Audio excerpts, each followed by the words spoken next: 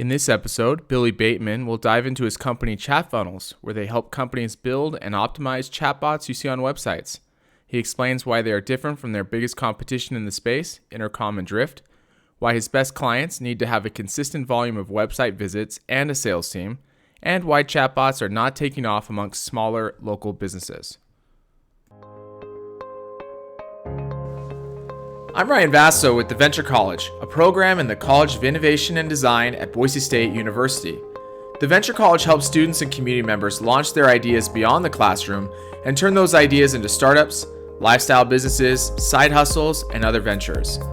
Almost every startup initially struggles to find product market fit, where their service or product matches exactly what customers want and need. That's why we've started the Value Prop series. We will be talking to successful entrepreneurs who will explain what their product or service does, which customer segments really need their product, and why they are a better fit than the existing competition. In seeing other companies explain their value proposition, we hope to help you find and build your own value proposition. If you are interested in learning more or need some help, contact us at venturecollege@boisestate.edu or go to our website to learn more. Also, watch out for our social media accounts for the next installments of the Value Prop series. Hello, everyone. I'm here with Billy Bateman, co-founder of ChatFunnels. Billy, thanks for coming on. Tell us about ChatFunnels. What does it do? Yeah, so ChatFunnels, we've got two things that we do. We have a consulting organization for anyone using bots for sales and marketing, where we help optimize those through running split test. And then we also have our own platform that you can build chatbots and have live chat on your website for sales marketing. So I'll break that down. So one side is I already have a chatbot on maybe a different platform and you optimize that. The other one is I just actually use ChatFunnels as my chatbot. Yep. Great. It seems, okay, so from my take, a couple years ago, Facebook came out with chatbots. It seemed like it was going to be the next big thing. Yeah. Where do you think chatbots are at right now in the industry? Like, where are they most valuable? Dude, it depends on which industry you're in, on to where you're going to find the most value. So most of our customers are B2B SaaS. We have a few that aren't B2B SaaS, but most of them are. And so for those companies they're selling software to other businesses, where we found the best value, where they get real ROI from a bot, is kind of near the end of that marketing funnel, where it transitions into more of the sales funnel. So I'm on their website. I'm there by accident.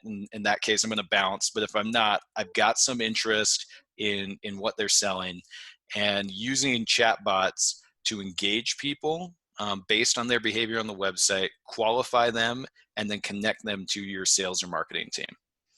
Got it. Okay. So what I'm hearing is one of the roles is it's a qualifier, right? So yeah. So where's the ROI? Just because I don't have to hire a person to do that qualifying, or where's the actual ROI? Totally. So the old process is like, okay, I go to your website. I want a demo of your product, Ryan. So I'm going to fill out a form. Yep. And I'm going to hit submit. That's going to go into like Salesforce or HubSpot or wherever. Yep. And as a business owner, you kind of pray to God every night that your sales guys get that and call me back to set up a demo and find out, am I qualified? And next, set up the demo, do that demo, or have that pricing conversation, whatever it is. With the bot, you don't need that SDR or BDR to call me back anymore. Because I've already raised my hand and said, I'm interested, show me more. Those guys should be out doing the cold call. Okay, so let's take a pause and see what Billy's talking about. We went to a software company called Review Tracker's website. And like a lot of software companies, they don't have upfront pricing. You have to request a demo. And a lot of times they'll do that because they want to have customized plans, or maybe their prices are really high and they don't want to scare you off before showing you all the value. And so this is actually pretty normal for software. So what Billy's saying is that I have to fill out all this information, and then I hit request a demo. And then that is going to be sent over to their email inbox saying Ryan Vasso reached out for a quote. And then it's up to their sales representatives to give me a call back. So first off, that's a pretty poor user experience, because hopefully they call me back immediately, because obviously I'm interested. But sometimes that process can take 24 hours or more. And then the other bad part that Billy's about to talk about is that a lot of leads are not qualified. So, for example, maybe review trackers cost $1,000 a month, and I'm only looking for a plan that costs $20 a month. Or maybe they track Yelp and Google reviews, and I'm trying to track Amazon reviews. And so he's saying his chatbot will not only give you more instant feedback, but will make sure the lead is qualified so that their sales team, the people that are actually taking time to call, they have qualified leads and they're not wasting time because in this case, they're paying their salaries, and wasted time means wasted money. Make sure I am a fit. If you've got an integration that you use and you require for your software to work, okay, ask me like, do you use Salesforce? Yes. Okay, great. That means you can talk to us. If not, the bot can just say, you know what, if you're not using Salesforce, this is not a fit. Got it. So you're not. So if I'm hearing right, not only are you essentially like putting like a lead score value, but you're also like, not qualifying people, like saying like that you're probably not the best fit. Is that correct? Yeah, we use that all the time, and it's like, there's ways to do it with the bot that are nice, so you're not just like, hey, take a hike, but yeah, like filter that out for your sales team. And then with our software and with a couple others, there's a calendar built right into it. So if I am qualified, and you can even do the routing. So, like, hey, based on company size, geolocation, whatever it is, get me to the best sales rep for me and give me Ryan's calendar. Let me choose a time. And then I've already got my meeting set up with Ryan, whether it's same day, next day, or next week.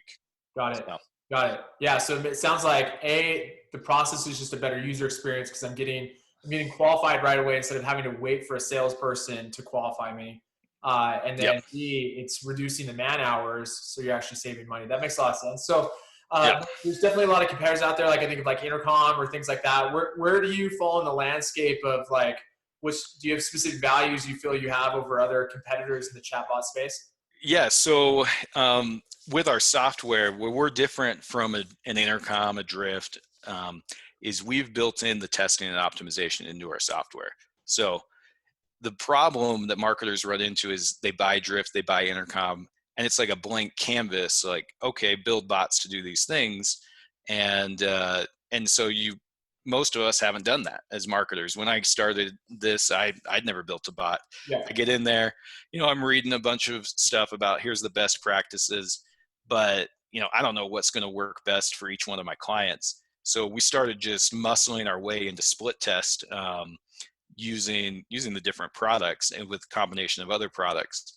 Well, with ours, you don't need that. It's all right there. We're going to help you know, okay, I built a qualifying bot.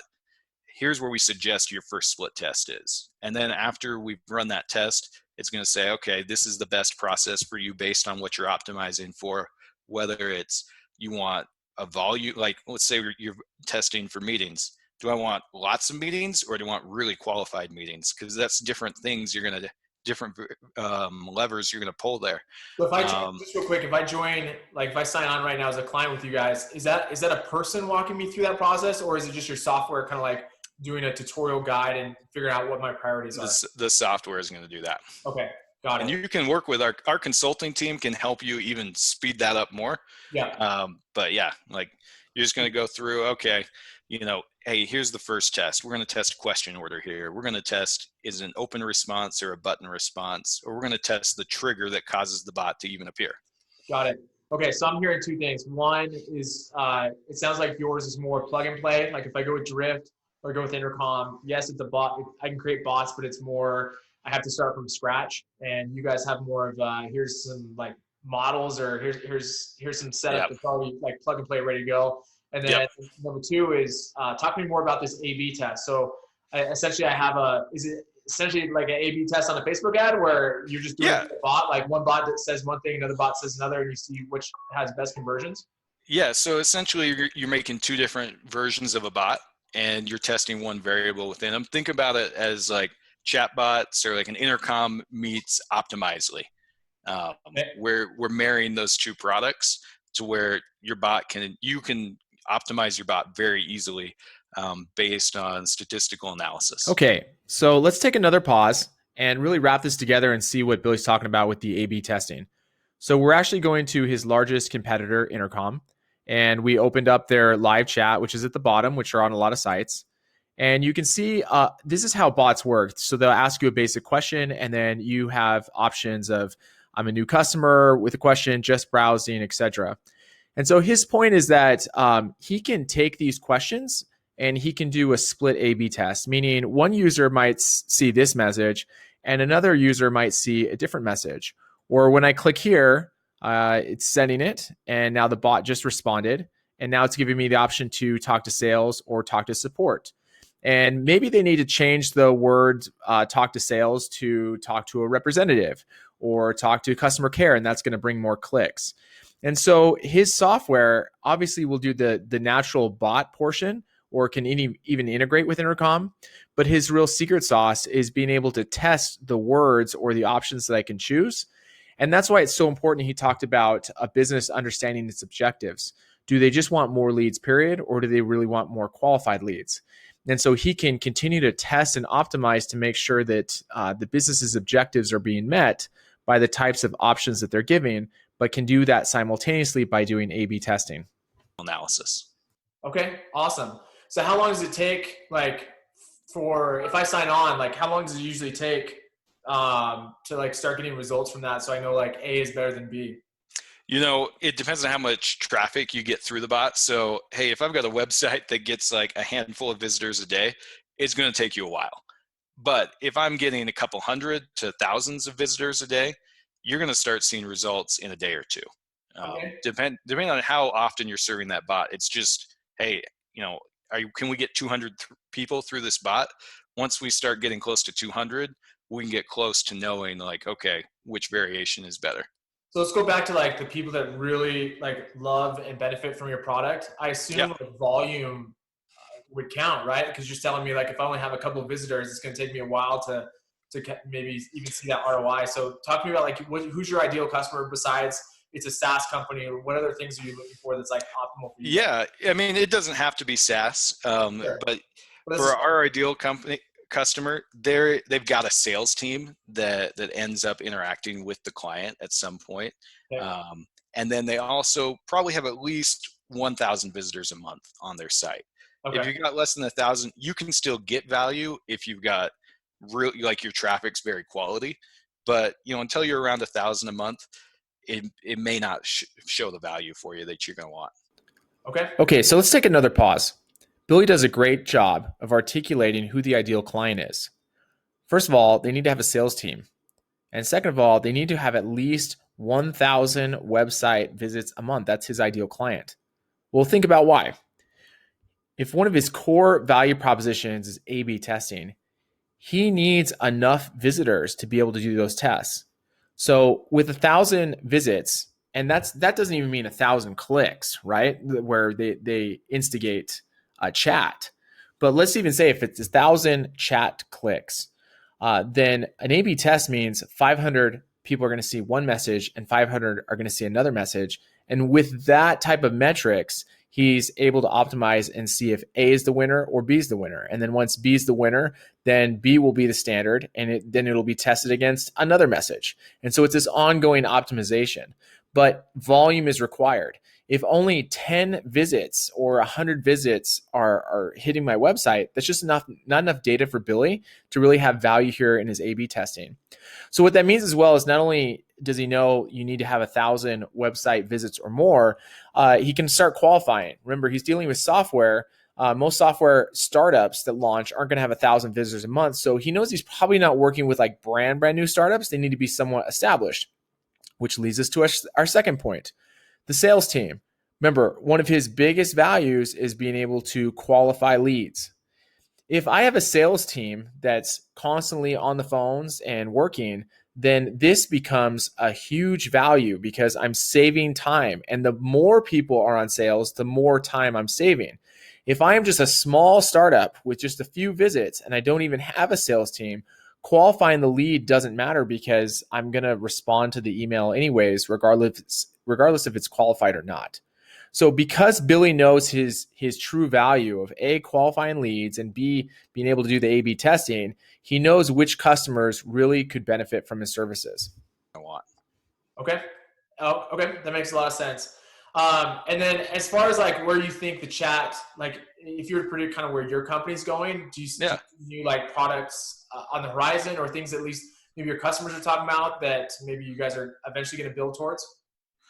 Right now we're still early with our software. We just started selling last month. So the thing that we're really tackling right now is just integrations with other products to make it easy. Like, okay, if I got somebody that needs support, how does that flow over to my CRM for support, or my sales CRM, or my email marketing tools? So those are the things that we're working on right now, is integrating other products into ours. Okay, no, that makes a lot of sense. And then last question, just for like clarification, why do you think chatbots are not being used as much, or is not successful for, let's call it like a restaurant or like a local service, or I definitely see more of a trend in this like software space, Yeah. but why do you think it's not taking off maybe as much in other markets? I think it's just because people don't know how to use it. In tech, there's been a lot of education over the last couple of years, and it's definitely been a trend. Whenever you go to any like tech marketing conferences, they're talking about bots. They're usually on the bleeding edge of like, okay, let's take this new technology, try to learn how to use it. You've got a lot of mom and pops, like with restaurants. They got a ton of things to do, and they don't have like a dedicated digital marketer to sit down and learn, hey, how do I use the bot? Yeah, There are a lot of people having success with it in like the restaurant space, but they're usually hiring agencies or consultants to build those bots for them. got it. Okay. So, Okay, that makes a lot of sense. Well, Billy, thank you so much for diving into your value proposition and yeah, telling more about the company. We really appreciate your time. awesome. Thanks, Ryan. Thanks for listening. While you're waiting for the next episode, feel free to contact us or follow us on social media.